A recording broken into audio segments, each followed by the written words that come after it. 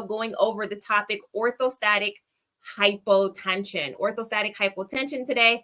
There's a lot of safety principles. There's a lot of nursing priorities. So if you are needing to study that topic tonight, which most of us are, this is the time to do it. This is the time to do it. Come on in, everybody. I also want to shout out to my nurses who are in Africa, reminding you that we have an easy way for you to get studying for NCLEX and to prepare to come abroad right here with our partnership, Kenyan Nurse Consultings. Please, please, please contact them if you're in Africa. Any parts of it, they're going to help you get set up with the V2 trainer. Make sure that you have your paperwork in order, your other testing requirements. This is very important because there's so many steps to making the best decision. And so they want to just position you, and I want to position you for success. So shout out to them.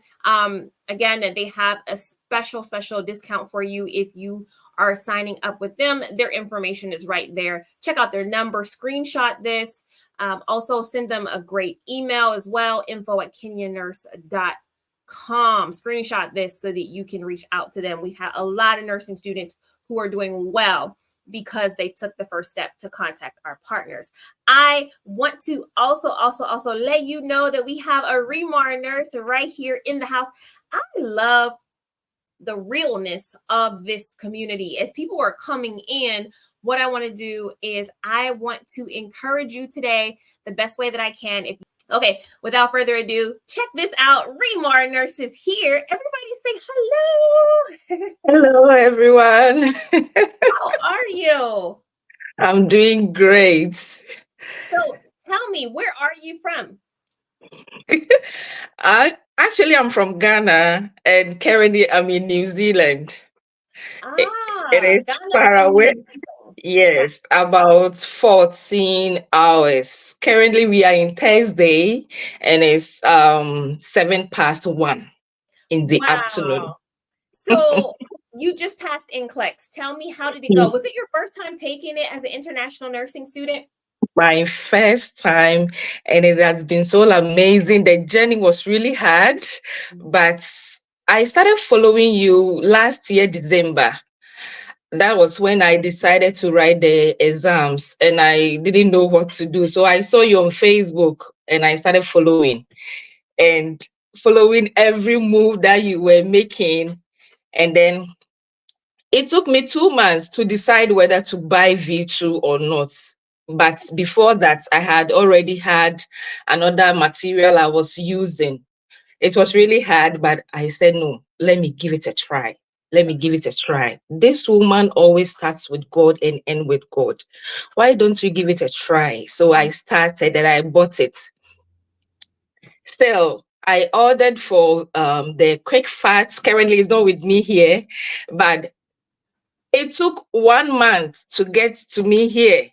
So I was getting frustrated, and I said, no, you keep on learning. I printed the hard copy. I later ordered for this one, but I printed, yes. Yeah, I like that. Yes. So you got that one? Okay. I printed it out before I ordered this one, and I was so happy to have it later. And I started writing and jotting things down. I went over and over again. Things were so new to me because I finished school about 11 years ago, but I said I would do it. I listened to other people's testimony.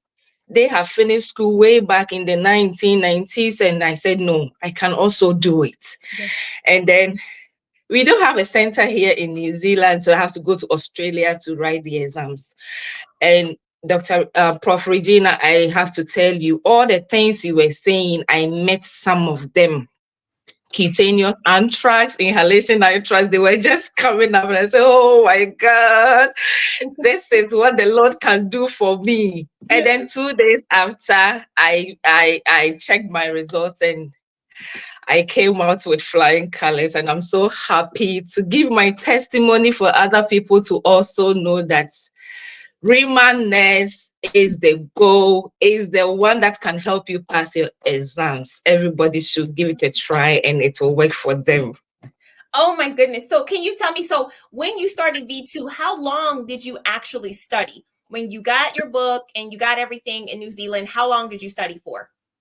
I tell you, I took my time because things were really new for me. I started in February. I started learning in February. And then I said in 2 months' time I will write the exams. I realized no, I was not well prepared Got it. because I wanted to know content first, truly content first. Yes. So I rescheduled my date and then took my time and went through twice. I went through the whole quick fast again. I went through the whole V2 hard copy again. So I could remember most of the things myself without Good. going back.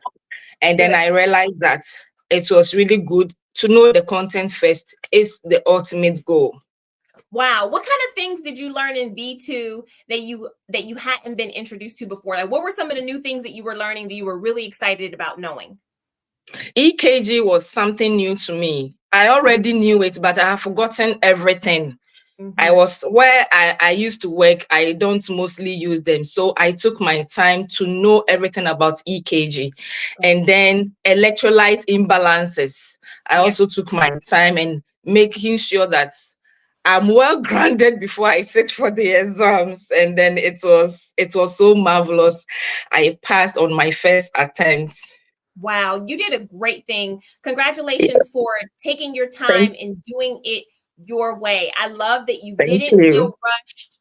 You didn't Yeah, feel like, oh, I can't change my test date. You changed your test date to give yourself yeah. more time so that you were Hmm. confident. Um, Yeah. talk to me about the talk to me about now what you're going to do now that you have your nursing license. I am so happy to relocate with my family to the United States. That is what I want. And that is what I've been dreaming for the past 5 years. I couldn't get the chance because I applied to other institution. They told me you have to write the NCLEX. And I said, how? How? It's quite difficult in my country anyway. But when I came here, I saw it to be an opportunity to start with NCLEX and write. Wow. So the ultimate goal was to pass and then do the process and relocate. That is phenomenal. I Yeah, don't know if people understand what you just said, but for you to be able to come here with a USRN is huge. yeah, It is yeah. a dream for so many people. So congratulations to you. Thank You you. got the reward. You did the hard work. You Amen. are an example and a testimony. And I'm so glad that you gave me an opportunity. I know that there are many choices that you could have went with to prepare for NCLEX, but I'm so glad you chose Remar Nurse and you Thank are officially a you. Remar Nurse. Yes, I am. God bless you. Thank you so Thank you. much. God bless you too. God bless all the Rima family. Yes. Oh my goodness. So good. I love that testimonial. Y'all don't know. If you need help, V2 is the way to go. I don't care where you're from, but if you are in Africa, we have an amazing partner with Kenya Nurse. Like I said, Kenya Nurse Consultants. They are going to help you to get started. So it's so easy to contact them. Again, screenshot this. You can pay them with M-Pesa. Their number is there, +254-702-751-994, or just send an email. It's a quick email, info@kenyannurse.com. I love our Remar nurses. You guys, let's get into orthostatic hypotension. I'm looking for my study group tonight. I'm looking for who's going to come on and who's going to challenge themselves and be the representatives of the Remar nurses on tonight. So orthostatic hypotension, this is a very email me support@remarreview.com if you want to slide into this live. All right, and we'll get you on. So oh yeah, I got to tell you this too. One more thing. I know you guys are like, where's orthostatic hypotension? It's coming. But we do have, again, because many were confused about Remar Nurse University. So Remar Nurse University is happening every what day? It is happening every Monday in June, and that starts at 8 p.m. I'm holding up this workbook because this is the book that we are working out of. If you have not signed up and you don't have this workbook, You can do it. Here's the site to sign up for Remar Nurse University, remarnurse.com/RNU. Okay. And this is where you will get this workbook at. This is where you will get this workbook that we are going out of, because people were saying, hey, I can't find where we are in this book. No, it's not this book. It's the RNU workbook. Okay. So it's important that you have it. This is the student workbook. Make sure you have it. You bring it to class. We will be going hard again in the paint Monday at 8 p.m. So again, just housekeeping. That happens on Monday. Yeah, we're going to just go there. Also, if you don't have your Quick Facts book, I forgot to tell Instagram and TikTok about the flash sale for all of the Quick Facts books being just $10. $10. So I extended the flash sale. If you do not have Quick Facts for NCLEX, Quick Facts for Nursing School, or Quick Facts for Teas, you can still grab those books at the flash sale price.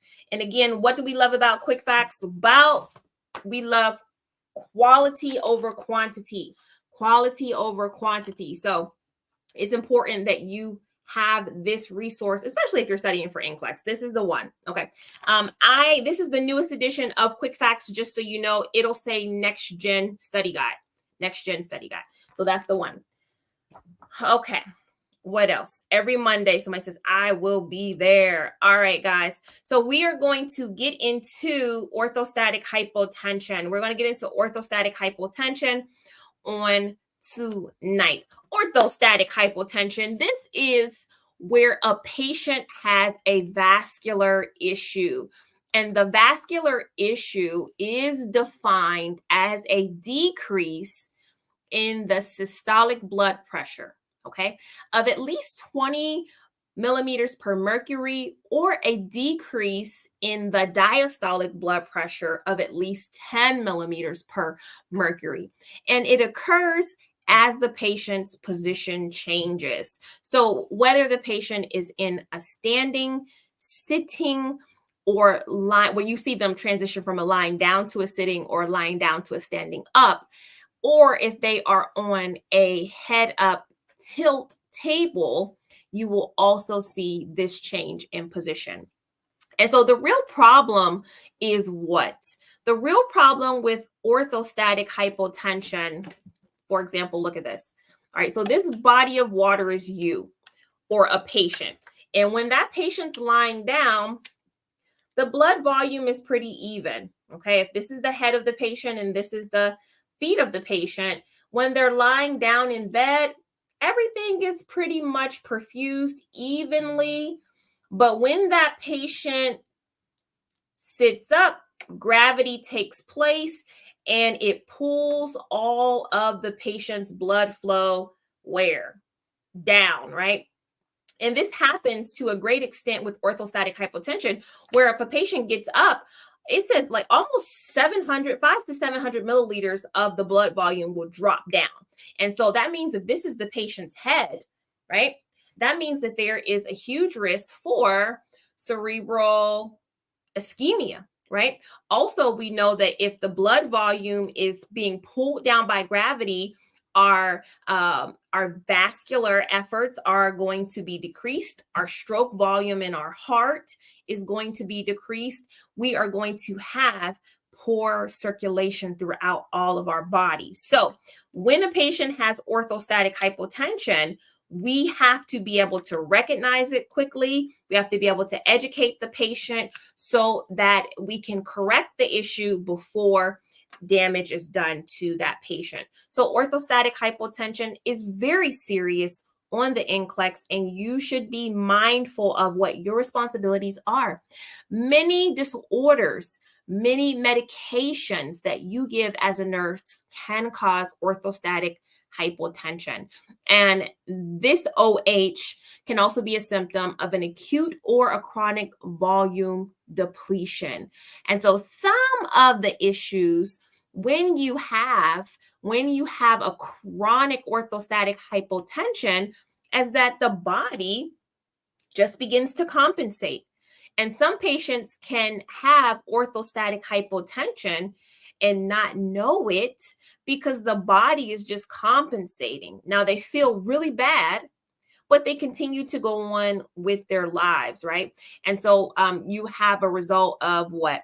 The blood pressure when a patient goes from lying down to sitting up to standing. What does the blood pressure do? Does the blood pressure go up or does the blood pressure go down? The blood pressure will start to decrease. Remember that circulatory volume decreases. And so in an effort to maintain optimal health, the heart rate will begin to do what? The heart rate of a patient with orthostatic hypotension will begin to go up.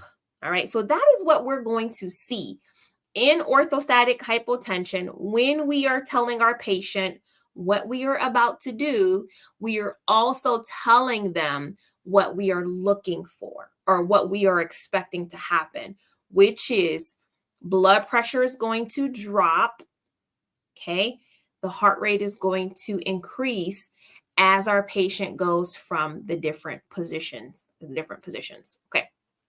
Orthostatic hypotension can also be called postural hypotension.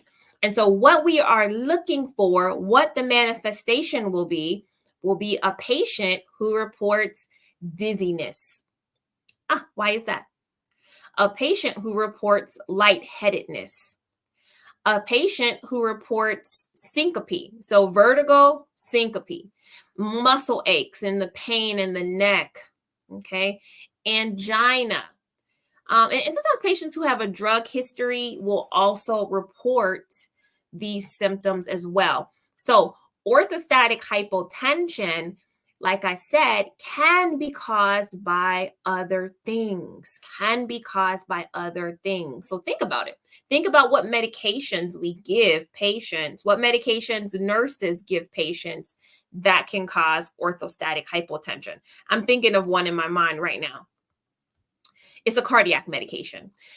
So there are many different classes of orthostatic hypotension. Of course, the increase in number from a 1 to a 4, okay, from a 1 to a 4 will be the severity. People are saying page, somebody's like, what page is it? 63. Yes, in quick facts. Why did I act like I was surprised that was in there? I like when I first get to the page and it's there actually. Okay, so yeah, if you have quick facts for NCLEX, page 63. Okay, and then also this should be in quick facts for nursing school as well. For those of you who are in nursing school, remember you are not memorizing this book. You are just using it as a reference. So if you're in class, especially if you have a med surg class, this book should be with you every time you go to med surg, especially if you're in that rotation. In Quick Facts for Nursing School, it's on page 85. Quick Facts for Nursing School is a little bit bigger than Quick Facts for NCLEX. Not by much, but I wrote a lot more in here because you're going to use it throughout all of nursing school. Okay. All right. So we're talking about medications, and this is the one I was thinking of. Yeah. The medications that can cause orthostatic hypotension. I was thinking of metoprolol, antidepressants. Some may do that as well. What else do we have?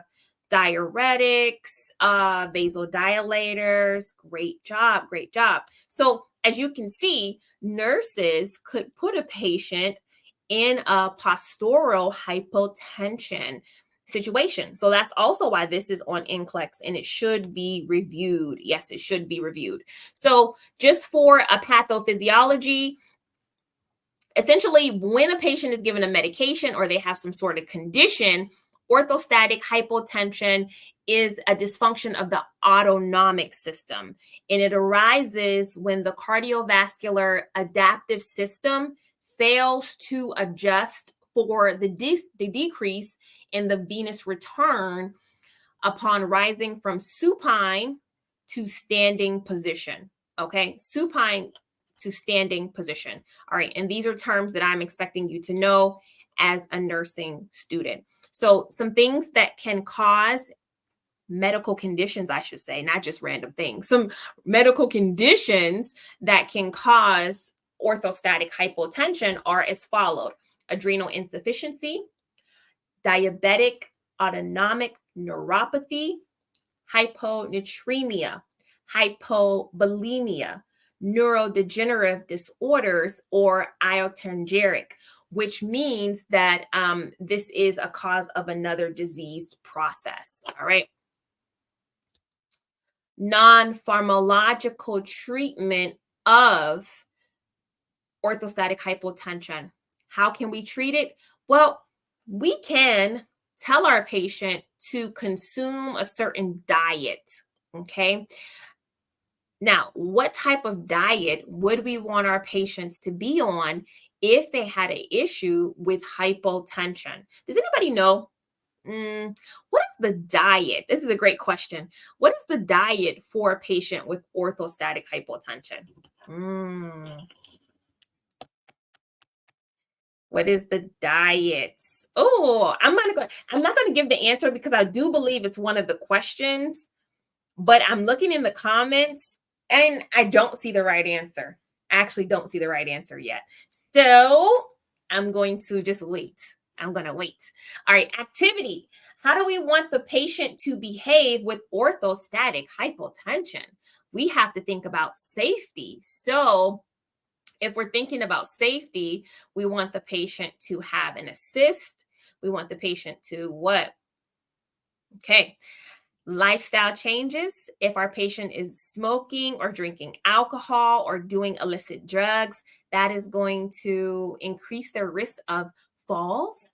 Compression devices will help that venous return. So patients wearing compression stockings, as a nurse, trust me, you will also wear compression stockings. I highly suggest them, especially if you're working 12 hours doing bedside nursing, or even if you're working 8 hours doing nursing, because we stand on our feet so much.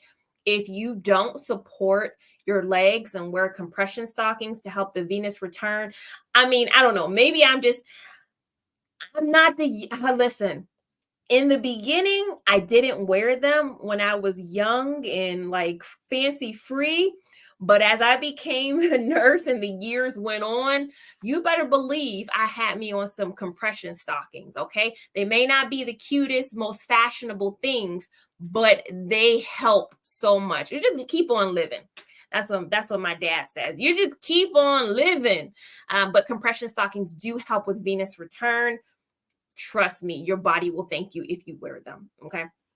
Some medication adjustments may help our patients, whether we're adding a medication that will increase the blood volume, or we are taking a patient off of a medication because it is causing a negative adverse effect like orthostatic hypotension for the patient. So those are ways that we can manage it.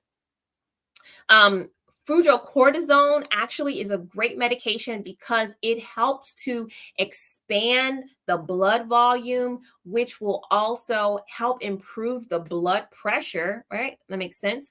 Ephedrine or pseudoephedrine, these also help to increase the blood pressure.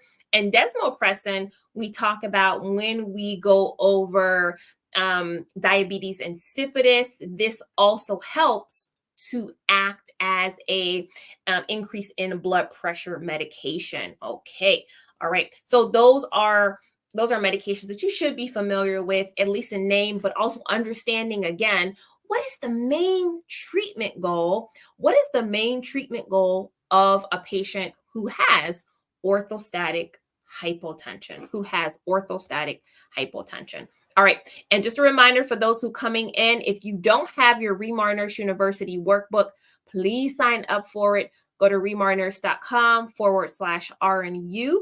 We will actually be working on our third patient for this Monday. We've already done 2 patients. You can still watch those episodes on YouTube. If you missed the first 2 sessions of Remar Nurse University, go check them out. Okay. All right. So I don't have any Remar nurses right now who are going to come on the study group, but that's okay because I have over 1,200 of you watching. And so what I want to do is I'm just going to ask you the case study questions. All right. Let's go over these case study questions that I prepared. And I want to see if you know how to clear this case study. So I'm looking for safety here. I'm also looking for you to evaluate yourself, because if you don't do well, then that means that this is an area that you need to work on. Okay. That's all it means. Okay. Somebody said I did send the email. You sent the email? I want you to come on. Who else sent the email? Oh, hold on one second. This is Mark calling me. I know this is live TV, but this is Mark calling me, and he's calling me for a reason. Hold on. Oh my goodness. Yep. Okay. Mark said that if y'all sent the email, check your email now, because he gave y'all the way to join. Okay. All right. So let me just stall really quickly. All right. Because people are saying they came on. I'm doing this because I really want you guys to be able to participate. The email address, hold on, if you want to join. People are like, I want to join. The email address, if you want to join, is support@remarreview.com. So what I'm going to do is these nurses come on. I want to read quick facts for you on this section, because some of you don't have quick facts, and I want you to know the important points that I go over here. Okay. So when we talk about orthostatic hypotension, I'm on page 63 if you are following me. Okay. When we talk about orthostatic hypotension, what is the most important tool? What is the most important tool that helps a nurse to be able to do her job when it comes to orthostatic hypotension? Okay. Somebody put it in the comments. What is the one thing that you need to be prepared to have when you walk into that room? Anybody? The most important thing. Yes, absolutely. Good job, Camille. I like that. So the blood pressure cuff. So one of the things that NCLEX is going to point out, that when you have a patient with orthostatic hypotension, that you know their weight, and you know essentially what size and what is the appropriate blood pressure cuff for that patient. Because if your blood pressure cuff is off, you're not going to get the right information. So be very careful, okay? Be very careful if NCLEX says your patient is elderly, or your patient is morbidly obese, or anything abnormal in their physical presentation. Okay, so I have here the first question. What is it? It is a systolic or diastolic blood pressure that drops more than 10 mercury per milliliters per mercury, all right, or a heart rate that increases by 10 to 20. Now, we already know the blood pressure is going to go down and the heart rate is going to go up. Very important point here too, for how do you assess orthostatic hypotension? A major point about this for NCLEX, yes, is that there is a time measurement that has to take place when you're taking orthostatic hypotension. So when a patient lies down, you take the blood pressure. Now, when they sit up, how long do you wait before you take that blood pressure again? Okay, very important that you don't just do it right away. You are supposed to wait 5 minutes. Okay, you're supposed to wait 5 minutes between these position changes. Now, something that is very important that you need to remember about these 5 minutes. What is the most important thing about the 5-minute wait time? See, I love when I should just start reading quick facts, because it sparks so many different things when we're talking about it. The most important thing about the 5-minute wait is what? It is that no matter what is going on anywhere else in the building, you do not what? You never what? You never, I'm waiting for somebody to put in the comments, you never leave the patient. You never leave the patient under any circumstances while you're doing orthostatic hypotensions. Yes, you never leave them. And this is very important because in the midst of doing orthostatics, you have to consider your patient to be unstable. Okay? Because you, the nurse, are making them unstable because you have asked them to do what? You've asked them to essentially get up or change positions. Very important. Okay. Oh man, this is good. And so this is why I say get into quick facts. How do you study quick facts? There's so many ways you can relate to this book. For me, if I'm studying it by myself, I'm literally probably looking like a crazy person because I'm talking to myself throughout this book.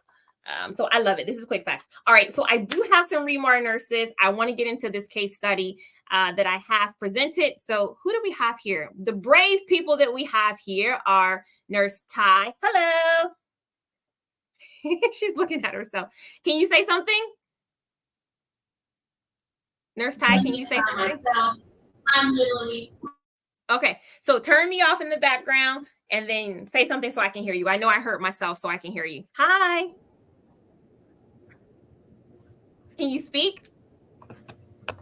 Can you hear me? Yes, I can hear you now. Good.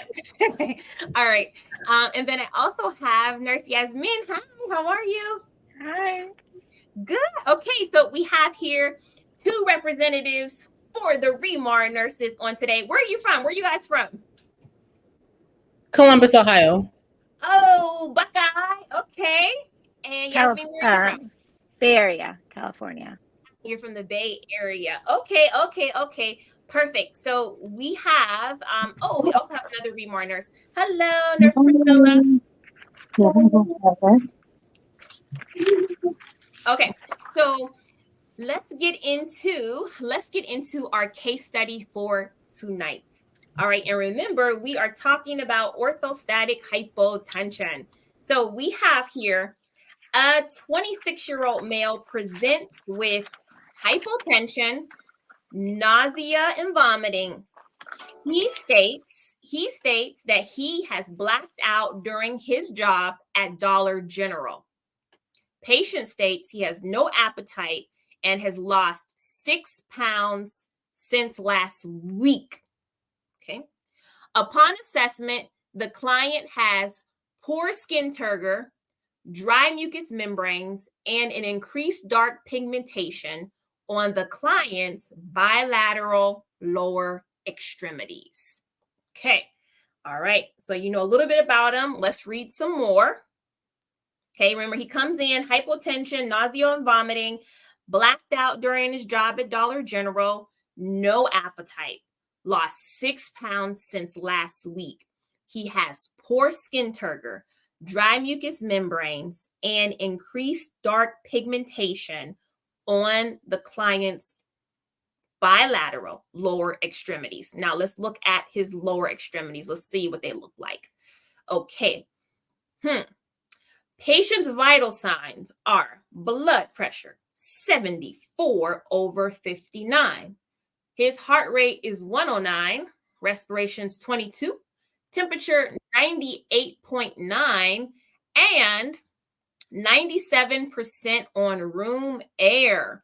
The client also has a low cortisol level and an increased potassium level. Okay, so got a lot going on with this patient. Here. Here's my first question. The physician writes the following orders. Which order should the nurse prioritize? Number 1 says to administer 0.9 normal saline IV bolus. 2 says place the client on a continuous ECG monitor. 3 says orient the client to the call bell for safety. Or 4, assess the client's pedal pulses. Who wants to take it? Okay. Want to try it first? Go ahead. Me? Do you administer normal saline IV bolus? Who else thinks is that administer the normal saline IV bolus? Okay. Why do you say that?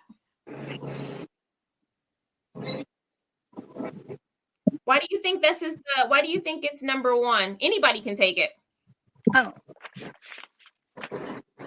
Well, he has poor skin turgor, which is already a risk for poor tissue perfusion. Mhm. And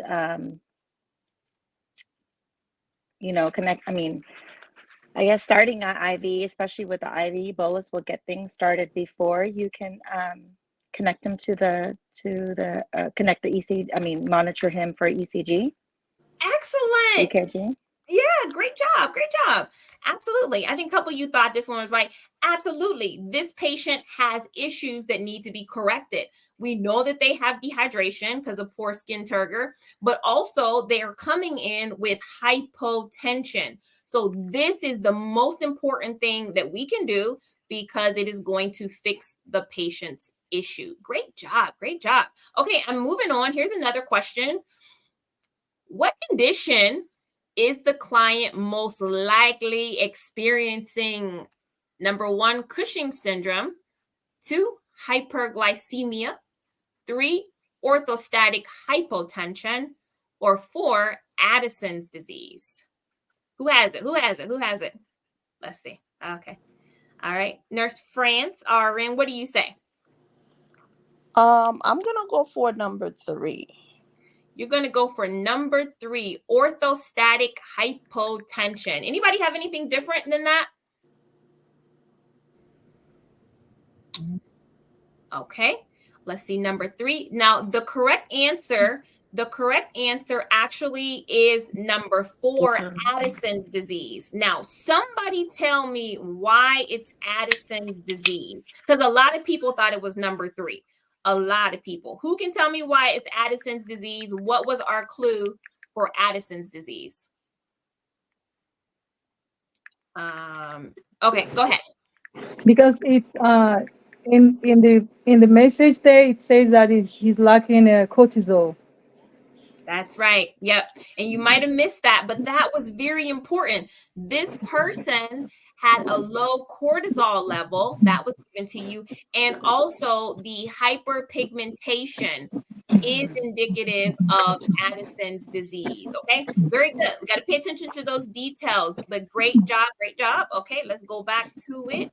All right, let me try to change the format here.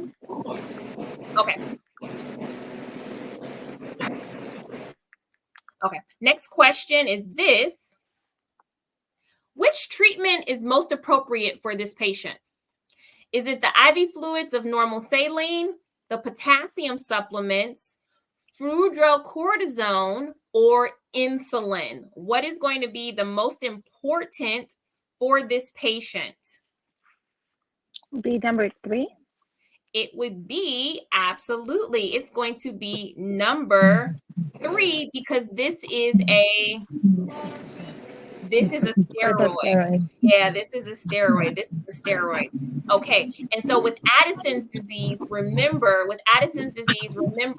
the issue is low steroid. Okay. Low natural cortisol level. It's a low natural cortisol level. All right. Here we go. Which of the following diets is most appropriate for this client? Which of the following diets is most appropriate? Number 1, low sodium, high potassium. 2, high sodium, low potassium. 3, high carbohydrate, low protein. Or 4, low fat, high fiber diet. What do you say? Go ahead. Anybody can say it. What do you think it is? Go ahead. 2. 2, high sodium, low potassium. Is that what everybody thinks? Yes, ma'am. Are we all in agreement? Yes, ma'am. Yes, I think so. Okay, good job. All right.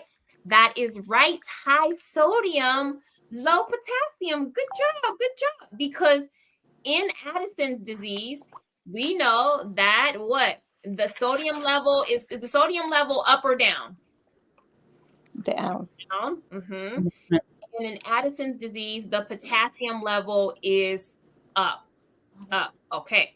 Great job. Okay. If you don't have quick facts or if you struggle with this topic, then the topic is found in quick facts pages 5 and 6 for Addison's disease. Now, Remar nurses, you guys have me on here for a couple seconds. Does anybody have any questions about this or anything else? Let's talk. Any questions about NCLEX, this topic, or anything else? Lemons. No? Does anybody have a test date that's coming up soon? I have a test date coming up. You have a test date coming up? Okay. How do you I feel have about one it? coming up. You have one coming up too? Yes. Okay. Nurse Ty, how do you feel about taking your NCLEX? So I'm a lot more confident being that this is my third time. I know that recently last week I had really bad ear infection. So like I was like a week behind on studying. So I literally was like finished like 2 days worth of material. So now I'm just trying to make sure that I'm confident in the things that I know I need to work on. Okay. Okay. All right. So you're all caught up right now and you're feeling good? Me too. Yes, ma'am. I'm just getting ready to just go through the quick facts book. That's my son. Sorry. That's good. That's okay. We love kids. Go through the quick facts book to really gain an understanding, especially more so in pharmacology. I know like that's my weakest. So okay, make sure you do that pharmacology. That's good. That's good. If you know quick facts and you did V2, I'm confident. Now, I don't know what you did the other 2 times, but what is different about this time that you're studying now? So I had Arthur the first 2 times. And I literally was just like, it was just a lot. Like sitting there for 2-3 hours, it was too much for me. So this time around, my coworker actually told me to buy your program after I failed the second time, and I was like, I'm not buying nothing else. That's all I kept saying. I'm not buying nothing else. For Nurses Week, it was something that you said that stuck out to me. That really was like, I think that you can't pass your NCLEX route getting B2 just by having the quick facts book. So I was like, oh, like I actually have to buy something else. Definitely. So I bought it, and I literally was able to get through it because it wasn't that long. Yes. I wasn't sitting there for 2-3 hours, and I wasn't doodling on the page, with the hearts in one corner, whatever. No, you don't have time for that. That's not how you study. I know. So it's like being able to get through it, it also helped build my confidence in me going into my third exam. Like, you can do this. Like, you were able to sit through the material, actually write down some things, and as I sleep, like I remember, I can hear your voice in my sleep, and that probably sounds weird, but literally, I can hear your voice in my sleep from just watching the video.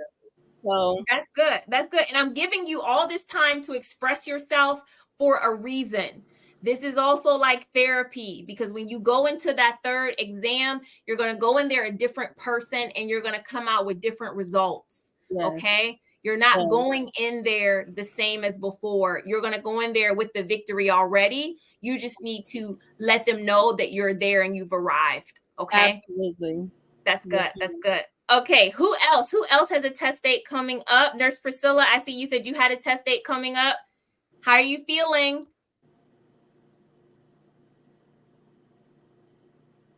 Oh, hold on. I think she's muted. Okay. How are you feeling? Well, the testimonies I'm seeing is making me to be encouraged, and I'm trying to read more and more, even though I go to work. I even read inside my car driving. I don't know. I need to. Yeah, because I've tried other things and it didn't work for me. Okay. Are you doing V2? Because you got to be consistent with it. Yes, I've done it the first one. I'm on the second one now. Okay. All right. Do you have your quick facts memorized? Yes, I have the old quiz. I have the old one. So I didn't know that you had a new one. But by the time I know you had a new one, it's already late because I've already moved. I moved my date. Mm-hmm. I'm supposed to test on 7th, but I moved it next 2 weeks. So I When do you test in? next 2 weeks, 26. Okay. 22. Okay, Yeah. I'm gonna get you the new quick facts. We're gonna send it to you. Okay, Team Remart. Let's make sure Nurse Priscilla gets the new quick facts because I want you to have it. Okay. Okay. Yeah, I have the old one and the V2. I've gone through the V2, and I have the Raman University. I followed you yesterday. I mean Okay. on Monday.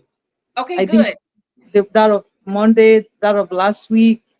I've gone through all the YouTubes. I'm still searching for any other one that I can see to All go right. through. All right. Yeah, So I. when you Mhm. get the new quick facts, I want you to focus on the clinical priorities. Okay. I want you Okay. to focus on the clinical priorities. Okay. I want to testify. I'm going to come live to testify. Oh, I know. I'm so glad. Yes, I'm waiting. I'm gonna be right I'm here. so eager. I am so eager to do that. I can't wait to do that. Awesome. Awesome. Nurse Yasmin, you got a test coming up. Are you so close? Are you what's going on with you? Well, I'm almost there, not yet, but Okay. I am ready to schedule my test. I most likely will do it like August because I keep stopping and going. So, but I have my quick facts and I have my V2. I finished the whole entire cycle of V2, but I haven't finished the last final exam because I'm just nervous to like not do well on it. No. So, yeah, and then so I'm hoping to do it by August. Okay. August is closer than you think. I know. So if you need to get to a place where we're focusing and prioritizing, you don't have much time to do that. You probably should start that sooner than later, especially if you already have V2. You already have it. And how you did today, actually, I think you are ready. You probably could take it tomorrow and pass it. I agree. So what are we waiting for? We all think you can pass it. We're just waiting on you. Okay. So do what you have to do. Do what you have to do. I want this to be the last Remar Nurse University that you are attending. I don't want you to be I'm here claiming it. next year. I don't want you to be here for Black Friday, for the Christmas series. None of y'all should be here. Okay. This is the graduating class of Remar Nurse University right here. Okay. 2024. All right. We're rooting for you guys. Nurse France, what's going on? You have a test date? Next month, if Okay. God willing. God willing. Yes, and I'm so nervous, and I think my problem is I have problem reading the questions, Mm-hmm. and when I study every day. I follow that calendar, but when I'm answering the question, it's like I lost track of everything, and I Yeah. don't know what I'm really doing wrong. Are you already in healthcare? Yes, What do you do already? I'm a monitor tech. Okay. I could tell that. I could tell that actually already. Have you tested before? Yes, Okay. What number is this going to be? it will be my 5th time. Okay. All right. 5 is a good number. Yes. Okay. What you have to do probably is slow down. All right. And also make sure make sure that you're looking at the information in front of you and not what you already know in your mind. You know what I'm saying? Because sometimes when we know too much, like we have experience in the healthcare field, we've been doing it for a long time, we see past what is there. NCLEX is very simple. It's very simple. And people who know a lot less than you pass. So I know that you can do it. I know that you can do it. And what's going to help you is you're probably interesting because it's probably not more content for you because you already know a lot. It is probably more critical thinking, more slowing down. Okay. And I don't say that to a lot of people, but I feel like for you, that's going to be it, and not second guessing yourself. Okay. So if you need to come on here every Monday and Wednesday, and you need to be on every study session until next month, then let's do that. Every day, every Monday, every Wednesday, I'm here. Okay. Because I do want this to be your last time, but I feel like sometimes we get caught up in the cycle and we just keep repeating the same things over and over again, and we just got to reset. Okay. So I'm hopeful that we can do that with you. Okay. Yes, Nurse Priscilla. So I was diagnosed of this hypertension and depression and anxiety. So I am on medication. At first I don't want to take it, but somebody advised me to take it because I don't sleep. So I have to start taking it so that I can sleep and so that I can recollect something, so I can assimilate when I read. Because not being able to sleep and going to work, standing up for 10 hours, coming back home, doing everything. Yeah. I mean, we're all nurses here. I think we can all agree there's nothing wrong with getting a little help. There's nothing wrong with seeking treatment and getting some therapy to help you get through certain situations. So I don't see anything wrong with what you just said. I'm glad that you actually went and got the treatment that you needed so that you could sleep. Yeah, you got to be able to sleep and you got to be able to eat. And if you need help dealing with anxiety, go ahead and get that help so that you can take this test. You're on the right track. I don't want you to don't try to even try to suggest excuses, because we didn't know none of that. We didn't know that you had problems sleeping because you showed up and answered these questions just fine. There is nothing lacking in you that makes you unable to pass this test. If you show up on that test day like you did here, you will do good because you are whole. Okay? You guys got this. Thank you so much for being on the live today, y'all. Thank you so much. This was a great study session. Okay, so anybody else? All minds clear, all hearts clear? Yes, Nurse Ty. So I was wondering if you'd be able to give like a couple pointers in how to really like study quick facts and really being able to remember the information. Because I mean, like, I know it's not a lot, it's not a really thick book, but I just want to make sure that I am using the right steps to make sure that I am truly focusing on what I need to focus on and be able to retain that information. Yeah. So quick facts is the thing about quick facts that you're right. It's not a lot of information that you need to study, but for quick facts, the goal of quick facts is that you can have a conversation about everything in this book, kind of like how we did with this case study. So if you open up quick facts and it lands on NSAIDs, you should be able to know what NSAIDs are, how they help your patient, how they harm your patient, just because NSAIDs is a medication. So those are the things you want to focus on in pharmacology: what it is, how it helps your patient, how it harms your patient. And if there's any specific teachings that I mentioned in the book, be familiar with it. You don't have to recite it word for word, but you do have to anticipate it in a case study scenario. Another thing I do is, you got a kid. I don't know if your kid is a reading age, but my daughter, since she was 7, could read pretty well. I have her ask me questions from this book. If I didn't have questions, somebody asking me, I'm a flashcard person.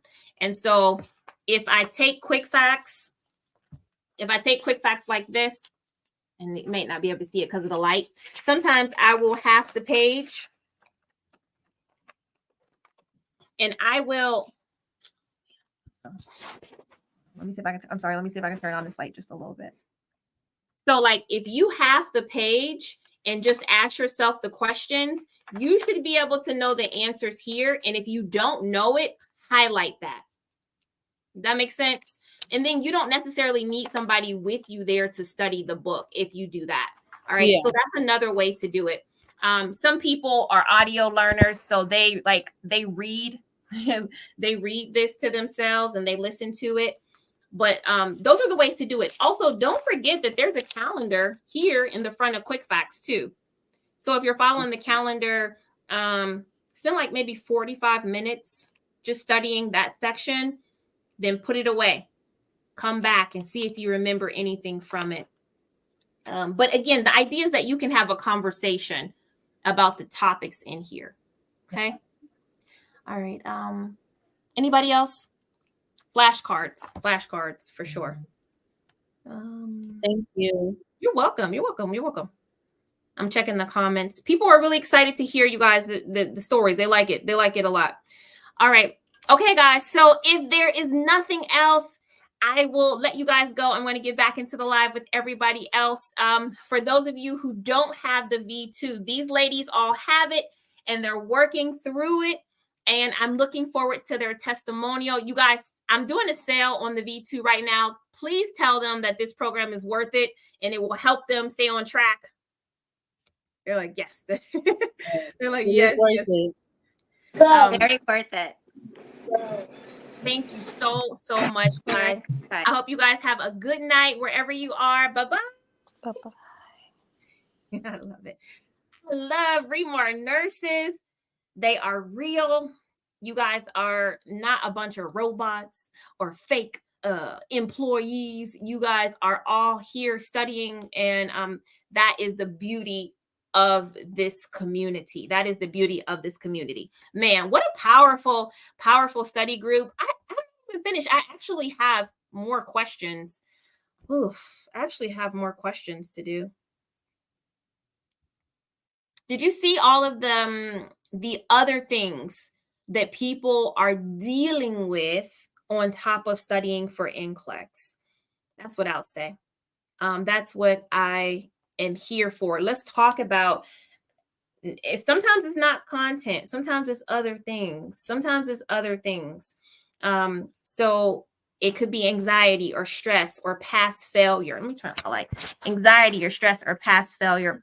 All these things can disrupt your plans, your success. So I do have V2 as a solution for that because it gives you structure. And most of you do very, very well in structure. Did you know that you can try V2 for free, actually, if you go to remarnurse.com/free, okay? And then you'll be able to test V2 out, my program, for free, all right? Just get into it. And even if you're not doing anything tonight and you don't have anything to study and you don't know what I am or what I do, just try this NCLEX review out for free, okay? Free is better than failure. Free is better than failure. So go ahead, remarnurse.com/free. Okay, let's do some NCLEX questions now as a group for the rest of us. And again, the topic was orthostatic hypotension. We just did a case study where the patient had orthostatic hypotension, but actually it was Addison's disease. So let's look at these questions I prepared for you. Question number 1 says this: the nurse assesses a client with suspected orthostatic hypotension. Which of the following findings is persistent with this? Number 1, leg edema. 2, neck pain and headache. 3, shortness of breath. Or 4, feet numbness. What do you say? How comfortable are you with this subject? Orthostatic hypotension. I see a lot of the correct answer. It is number 2. Patient's going to report neck pain and headache. And so orthostatic hypotension can be a result from cerebral hypoperfusion and include generalized weakness, sensation described as dizziness or lightheadedness. The vision is blurry, and a coat hanger headache. Edema, shortness of breath, and feet numbness are less likely. Question number 2 is this. Let's try it. A patient with orthostatic hypotension has been admitted to the hospital. The physician has written the following orders. Which order should the nurse prioritize? Number 1, administer 0.9 normal saline IV at 100 milliliters an hour. 2, instruct the patient to sit on the edge of the bed before standing. 3, record the patient's orthostatic blood pressures every 4 hours. Or 4, administer levothyroid PO as prescribed. Was I able to trick anybody here? I put in a distractor. I want to see if you get it right here. What is the priority? The correct answer, because you have been given the issue, you need to solve the issue. Okay, and that's what we're looking for on the NCLEX. When NCLEX gives us the problem, we got to solve it. And so to solve it, we need to make sure that the nurse tells the patient, all right, safety. All right, so we're going to instruct the patient to sit at the edge of the bed before standing. All right, because this is safety. This is going to prevent falls. This is going to make sure that the patient does not get up too quickly, so that they have an understanding of how to be safe, okay? That is going to be your priority here, making sure that this patient is safe. Then you can do all of the other things, okay? You can do all of the other things after that. But this one, you got to do it first, okay? Here's another question. Question number 3. After instructing a patient with orthostatic hypotension to change position slowly, okay? So after doing that, which of the following should be the nurse's next priority intervention? Okay, because that's the priority. So what's after that? I'm asking you to make the leap. Number 1, ask the client if they are feeling dizzy right now. 2, provide a safe environment to prevent injury. 3, assess the client for signs of dehydration. Or 4, gather the client's vital signs. Ooh, this is good.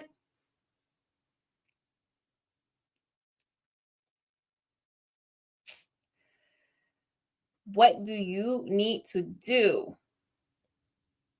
And the answers are all over the place. I'm so glad we did this topic tonight.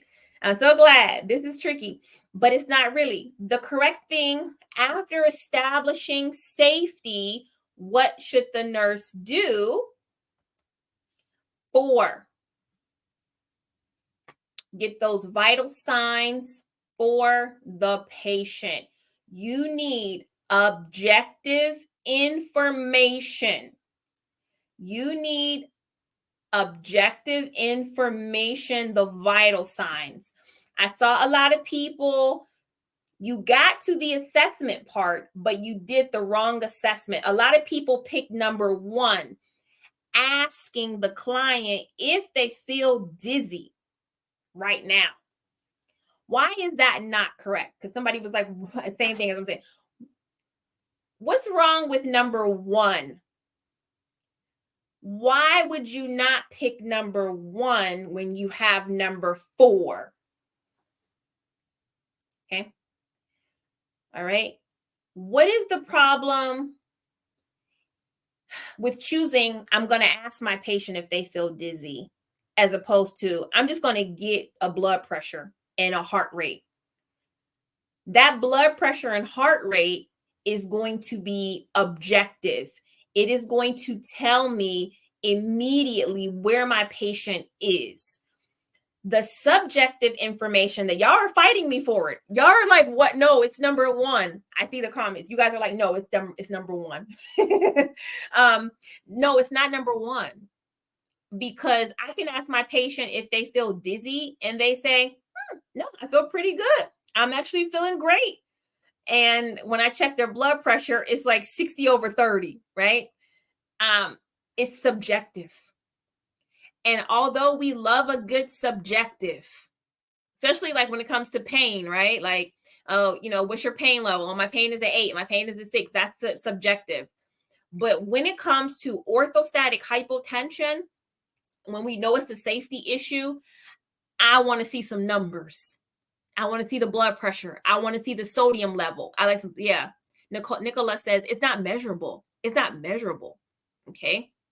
And it doesn't allow you to treat the patient like you need to.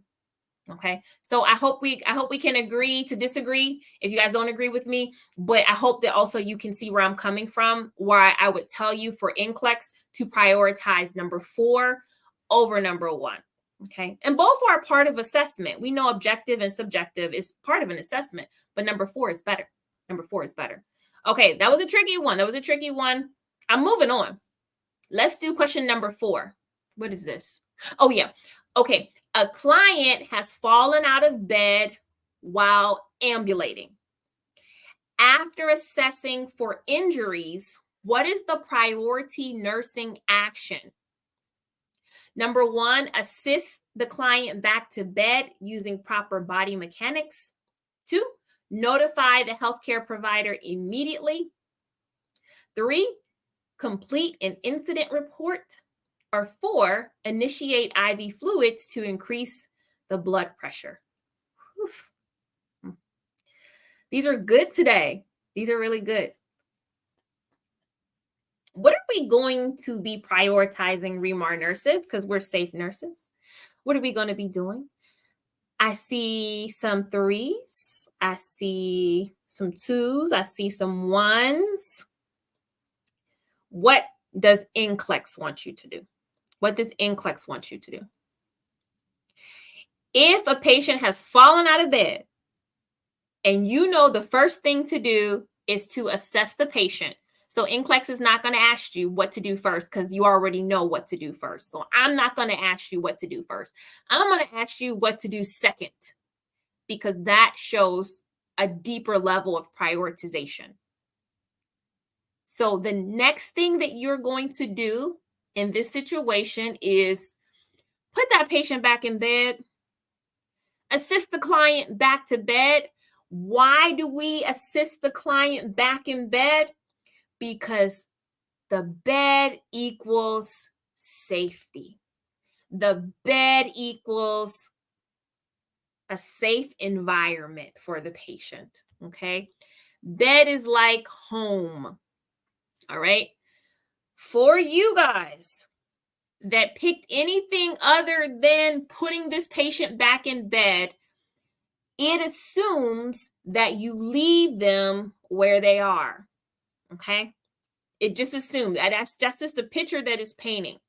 So if you go call the doctor and you tell the doctor that the patient fell, okay, while ambulating, and you assess them for injuries, if you call the doctor may say, well, where's the patient at? What is the patient doing? You can't say you left them where they were. You have to tell the doctor they're safely in bed. Okay? Can't do it. All right. And so I know here, I knew like we're going to get questions, comments, which are good. I love these kind of questions. I love these kind of comments, because here's the thing about it. There when we're taking NCLEX, we have to be very careful that we are not overthinking things.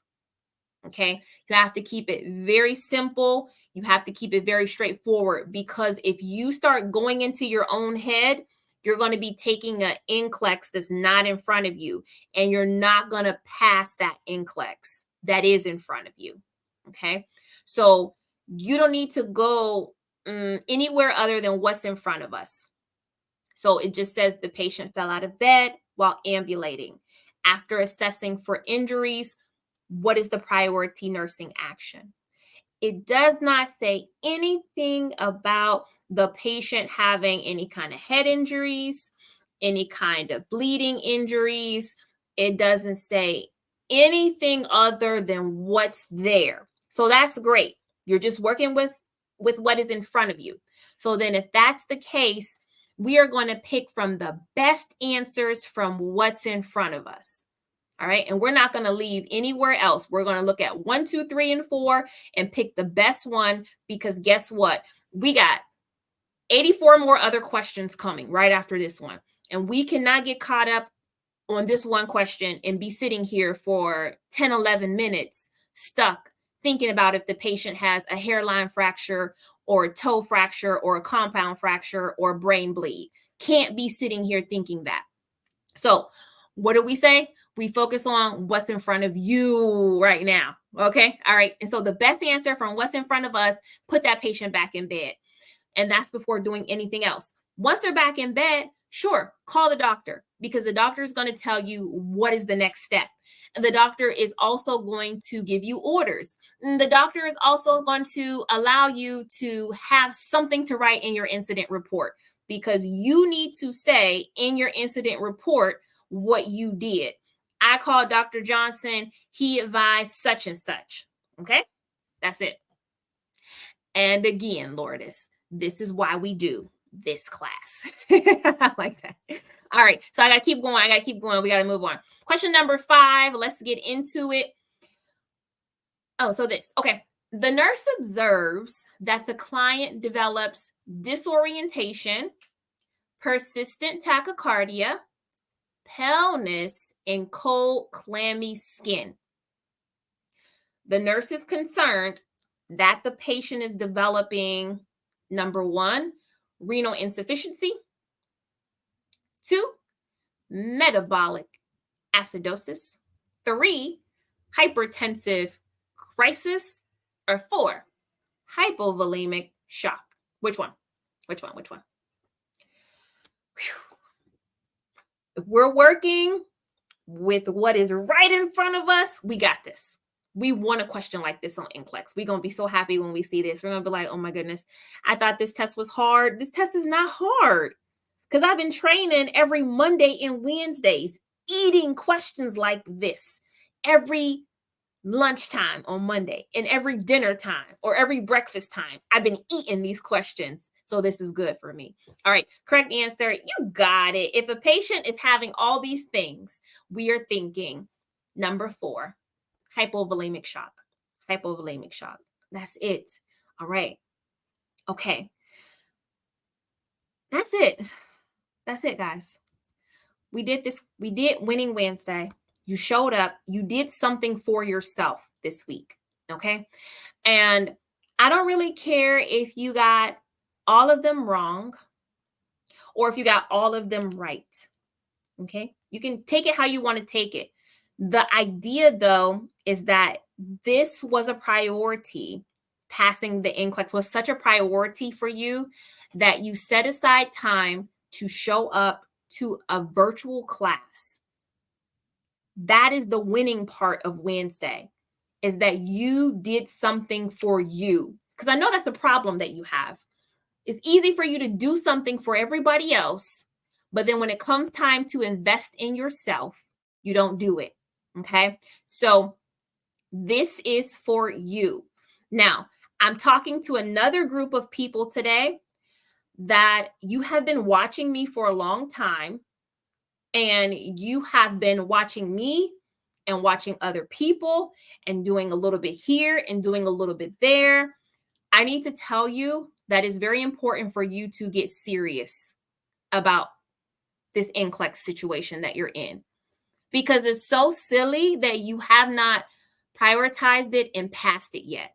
Like, it's really silly because you could have had the opportunity to do it a long time ago, but you have not. You've been letting other things get in the way, and you have not made this the position that it needs to be in your life. And so I want you to move from just being somebody that casually studies every now and then, or when you feel hot about it, and then something happens and you get cold and you don't do it anymore, and then you come back to it. I need you to decide to break the cycle, because if you don't, you will look up and it's going to be 2025 and you're still going to be here in this position. Okay. So what I need you to do is decide to take the next step. Right? So for some of you tonight, that's going to be getting into V2. And the only reason why I keep saying V2 is because what I do here is to help you get to the full real deal. Like, the real deal Holyfield is not this. This is nice. This is fun for us to do. But the training is actually in the trainer. It's actually in the V2. And some of you need to move into that so you actually have the structure that is going to take for you to get to the next level. Okay? So that is what I'm looking for. I love meeting with y'all. I love meeting with y'all every Mondays and Wednesdays. It's helpful. But as you can see, some of us are dealing with a little bit more than just, I need to answer practice questions. Some of us are dealing with some real challenges, some real struggles, and having the proper foundation is going to help us deal with all the other things that are impeding us and becoming barriers. Okay. The anxiety, the stress, the worry, those things increase when we are not confident. Okay. So the V2 has everything that you need in there. The lectures, the books, and it's not too much. It's not too much of everything. It is doable. It is just the right amount of everything so that you can make a plan and walk in it. Your next 30 days can look very beautiful if you're in the V2. If you're in the V2 and you do the 30-day program, your next 30 days will be marked out for you. Okay? If you do the 3-month program, you will have 3 months to do a 30-day program.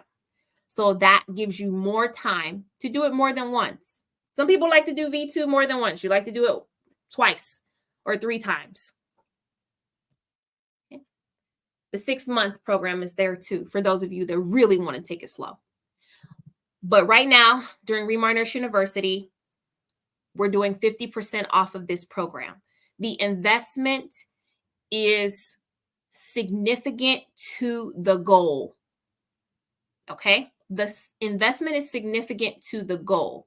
So the $69 that I'm asking you to invest, your nursing license is worth much more than that. But I know for some of you, $69 is all you can do. And that's not to say that all you have is $69. That's just to say that all you can believe in is $69. So if you invest that little, your knowledge will increase. But you're going to decide what it's going to look like for you. Okay? You're going to decide if it's worth it. If the V2 is worth it, if the time you're putting into it is worth it, you have to make that decision, guys. I'm going to be here on Mondays and Wednesdays, irregardless. The difference is I have my nursing license and I'm doing this to help somebody out. But at the end of the day, when I turn off this broadcast, I have a nursing license. I want you to be able to have a nursing license. Okay. And I'm even saying you can get V2 for free. You can try it for free. Go to remarnurse.com/free. That's it. remarnurse.com/free. It's on the bottom of the screen. All right. But I'm going to turn off this live. And I hope that tonight, when you're thinking about all the things you need to do, all the things that you got to plan for, You find your NCLEX prep in there somewhere. You find your NCLEX prep in there somewhere, okay? Because it is going to be significant to change your life. All right, everybody. I will be back on next Monday. I will be back on next Monday at noon, okay? And also don't look at that. Don't look at that. It's not 9. It's 8 p.m. Team Remar has to change that. Noon and 8 p.m. Eastern Standard Time next Monday. God bless you all. This was an amazing Winning Wednesday. We got to see our faces together. We got to hear amazing testimonials, and we got to work through some stuff. All right. We got to really test our muscles with orthostatic hypotension. So I hope you will continue to join me here at Remar Nurse. I hope you know that we are trying to be different in our approach to helping you, because you're not like everybody else. And you need to have a place where you feel comfortable and you feel surrounded by people who love you and who are encouraging you. I love how you encourage and motivate each other, and you heap blessings upon each other. And that's the environment where you can heal and grow.